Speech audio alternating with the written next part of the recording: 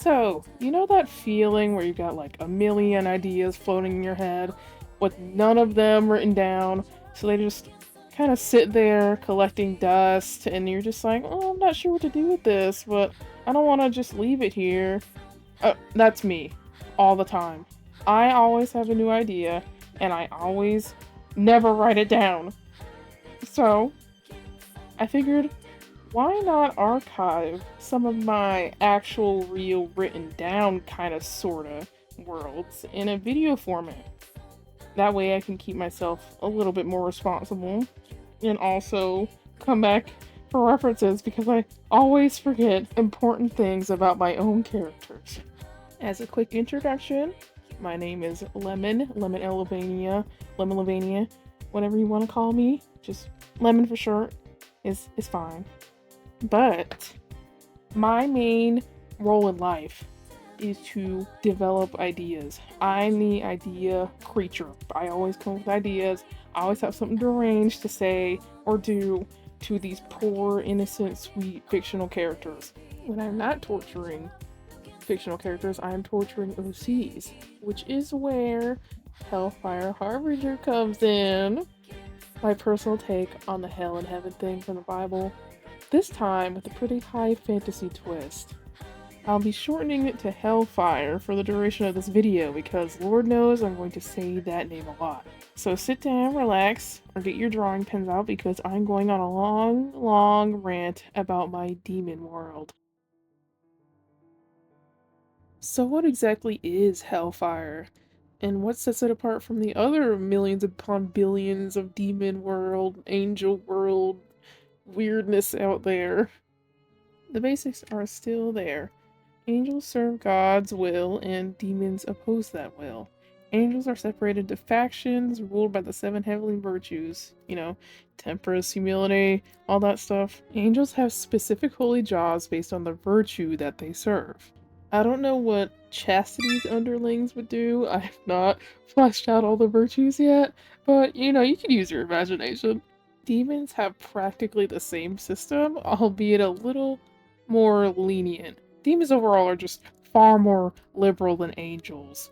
The two are always fighting, and Hellfire there's a constant war, meaning constant casualties, which is where the cycle of eternity comes in. The very core of Hellfire is rooted in something called the cycle of eternity, a fictional cycle of life in the Hellfire world. It's a systematic recycling of angels.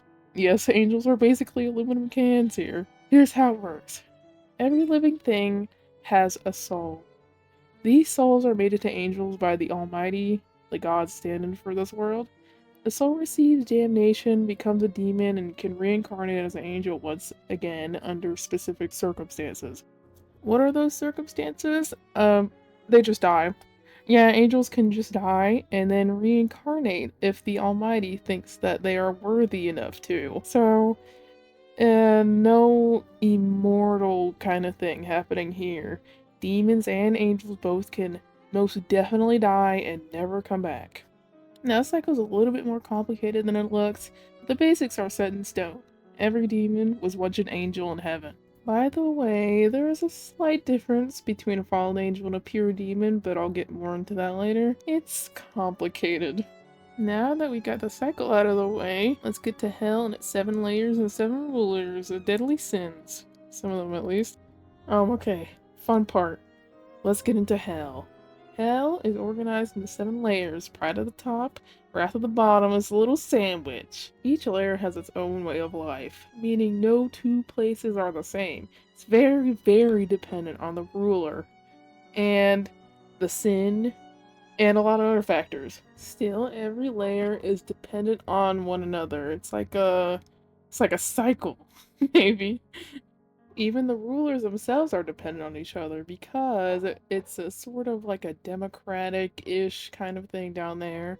All of the sins gather in one place and vote. No one sin can make a sole decision about stuff that affects the entirety of hell.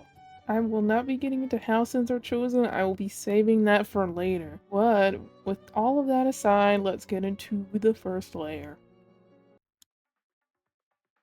Let me start off with a little excerpt from my Hellfire Bible. The first layer is home to the grand city of Suburbia. Painted in gold and striking stone architecture, this city is the second most luxurious city. The ruler Hubris inhabits the sin of pride, and often makes decisions based on how it affects him instead of others. Still, despite the heat, Suburbia is one of the safest cities to reside in. Basically, all that's saying is that Suburbia is big and grand and anything that you would expect out of a layer that inhabits pride. The people that inhabit this city in particular are very boastful, very braggadocious, if you will, always holding parties and always talking themselves up. The ruler hubris reflects this. In fact, he's probably the worst one of them all. It'd take a miracle, a actual miracle, to get this guy to shut up about himself. That's how bad it is. I promise you he could go on, I don't know, hour to 3 hour long lectures about himself, the philosophy of hubris type shit.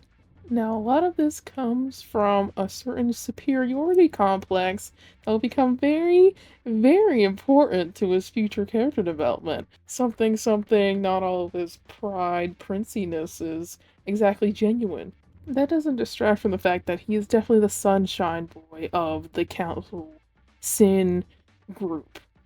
He's always got a big goofy grin on his face, he's always in high spirits, and tries his best to keep everyone else in high spirits. Think of a really self-centered cheerleader. That's the best way I can describe him. He's a bimbo, he's stupid, he's dumb, but he's also very cute, and also maybe kind of sort of my favorite. I don't know. Now, his backstory is another thing entirely. It is not nearly as happy as he is. Um, he comes from an inheritance, I would say, or like a lineage, whatever you want to call the reincarnation thing, of a virtue who was like the first virtue to fall. So it was like a really big deal. So he was kept under lock and chain when it comes to expressing his emotions, like disobeying the rules. So that's probably where his first complex started. Probably had an inferiority complex that developed into superiority complex, but the inferiority complex is still there. You know, it's psychology. It's psychology. Now, his abilities include pyromancy and super speed, I guess I would call it. You know, he's not extremely physically strong, but he definitely is very agile. He's also kind of a pillow princess. I know he's pride and like he's full of himself, but okay, he's a pillow princess, so don't depend on him if you're going to go into a fight with him. He is not the war type. Even though his lair does have the strongest defenses, which is most likely due to the extreme weather. Invading Suburbia is like trying to invade Russia in the winter. Like, it's almost impossible. It gets so hot up there. It is your ideal hell site. Like, brimstone burning, sulfur, just absolutely miserable. But I guess, like, you versus people, they're used to that. They don't care. It's a tropical paradise up there for them. I would give this guy about, like, maybe a 6 out of 10 on I want to be friends with them rating. I guess I'll be rating all of them now, like this. That sounds good. Yeah, 6 out of 10 for hubris.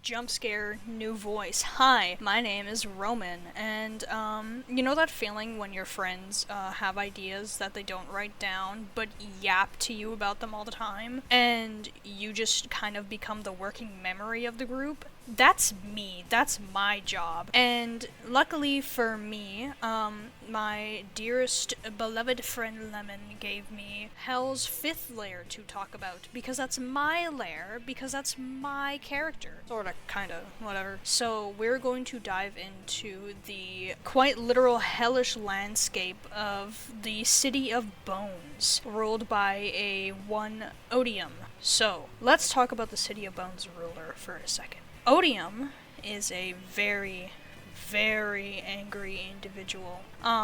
he was cast out of heaven the moment he even got there because of a very certain condition that has a not very good reputation. Because of that condition, it made him get separated from his brother, and it makes him very angry. Because Lucifer has a brother who's there and present, and that's not fair. I want to jump in real quick here and say that siblings in Hellfire Harbinger are a weird thing. They're basically all like twins, triplets, quadruplets, you know, how many ever lits you want to add in there. They're all the same soul, just separated into multiple pieces, meaning they have this like really intense kind of twin soul link kind of thing. Hence why Odium is so bitter and angry over his brother not being there, despite there not being like a structured familial system ingrained in Heaven society. Yeah, that's all I wanted to say. So, Odium sees a lot of things as unfair to him. He doesn't think he was given a good card at all, and he takes that out on people who deserve it, who don't deserve it, who are innocent, who deserve to be in the City of Bones. That is all the City of Bones is there for, is to be a massive fighting ring for bloodshed and murder to take place. It is not a kind area, and its ruler is just as brutal for no reason. Even when he's silent, and when he's not, he could spit insults as venomous as a fucking black mamba. So his backstory is not exactly a total copy paste of Hubris, but they're a little bit linked. Odium's previous life, or his dad, or whatever you want to call it, was Leviathan, the big guy. Leviathan had a condition that got him kicked out of heaven, and he ruled hell with a pure red fist that was stained with the blood of his enemies, with Crusoe as husbands. When Lucifer pulled up with his brother, killed him, so reincarnation happened, and then boom, the little Leviathan got split in half, and all that anger and all that strength and all that blindness got smooshed together and formed a big buff man, which was my little guy. How could I rate this guy? I don't really. My personal opinion, and I know Lem's going to hate me for this, but Lem can put their rating on there too. Don't worry. But my personal rating is, personally, I would give Odium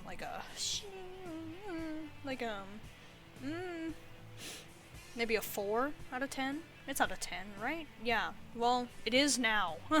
So, yeah, Odium gets a 4 out of 10. His rework, maybe like a 5.5 out of 10. Yeah, that feels about right. Hi, yes, I'm back. Thank you to Roman again for recording that segment about my baby girl Odium. Now we're going to move on to the 6th layer because, again, I'm going over the most important sins, not all of them right now. Okay, we're jumping all the way down to layer 6 now because we gotta talk about Luxuria. Probably one of the most important sins right now because of how they became a sin, and I'll get into that, but let's start off with my little excerpt from my Hellfire Bible. The city between the vicious 5th and 7th layer is about as messy as you would expect. With the recent death of the previous leader, Lucian, many of the people have been lost on what to do. With the introduction of Luxuria, the new sin of lust, that confusion has multiplied. This city is full of bustling bafflement, injured fighters seeking refuge from the 5th layer, and of course, as much bonking as feasibly possible. The most important thing to Luxuria's character is all the things he isn't. He isn't very experienced, he isn't very good at being a diplomat, and most importantly, he isn't Lucian. Honestly, I felt a little bad for this guy. I mean, he got thrown into the position of Prince of Lust without warning, when before he was just a barely known incubus working in Layer 6. His life was flipped on its head when the previous ruler of Lust, Lucian, got assassinated by a very important angel I might get to in a later video. He quite literally stumbled into the position of being the sin of lust. Luxuria definitely didn't choose this life, but he does choose how he reacts to it. When you see incubuses or succubuses in any type of media, like the general consensus of an incubus or a succubus is like malicious. They want something and they extract something out of someone or something via, inappropriate acts. But I feel like Luxoria isn't that malicious. I mean, he can't really think that far ahead. That's the point of him. Very impulsive. That's the kind of lust he embodies, just the very impulsive, craving kind of lust.